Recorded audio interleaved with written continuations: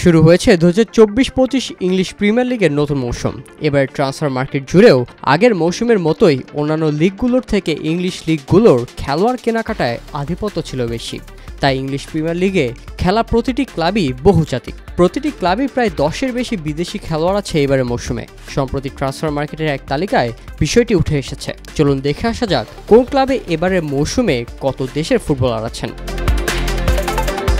চলতি মৌসুমের জন্য লিগ কর্তৃপক্ষের কাছে জমা দেয়া খেলোয়াড় তালিকায় প্রথমে রয়েছে ব্রাইটন। তাদের স্কোয়াডে ইংলিশ ফুটবলার ছাড়াও আছে মোট 21 দেশের খেলোয়াড়। মহাদেশের দিক দিয়ে দেখলে 7 মহাদেশের মধ্যে 6টিরই খেলোয়াড় আছে এই দলে। বিদেশিদের মধ্যে ব্রাইটনের সবচেয়ে বেশি দামি ফুটবলার আয়ারল্যান্ডের ইভান ফার্গুসন, যার বাজার মূল্য 50 মিলিয়ন ইউরো। তালিকা দ্বিতীয় স্থানে আছে বোর্নমাউথ। এই ক্লাবের আছে মোট 19টি দেশের ফুটবলার। এরপর যথাক্রমে উলভসের 18, ব্রেন্টফোর্ড ও লিভারপুলের 17 এবং West Ham, Nottingham Forest, Tottenham, Chelsea ও ম্যান ইউনাইটেডের দলে আছে 16টি দেশের ফুটবলার।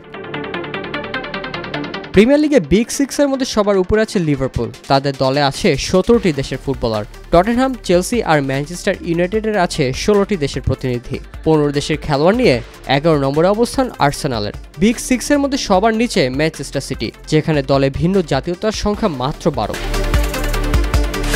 এদিকে চলতি মৌসুমে সবচেয়ে বড় স্কোয়াড গড়েছে চেলসি। টানা 3 বছর ধরে দলবদল বাজারে প্রচুর কেনাকাটা করা ক্লাবটিতে এখন খেলোয়াড় সংখ্যা 42 জন, যাদের মধ্যে 25 জনই বিদেশি ফুটবলার। দ্বিতীয় সর্বোচ্চ 38 জন ফুটবলার সহ ব্রাইটনে আছে 26 জন বিদেশি। 35 খেলোয়াড় নিয়ে নিউক্যাসল ইউনাইটেড তৃতীয় এবং 33 জন করে খেলোয়াড় নিয়ে উলভস ও সাউদাম্পটন যৌথভাবে আছে 4-এ।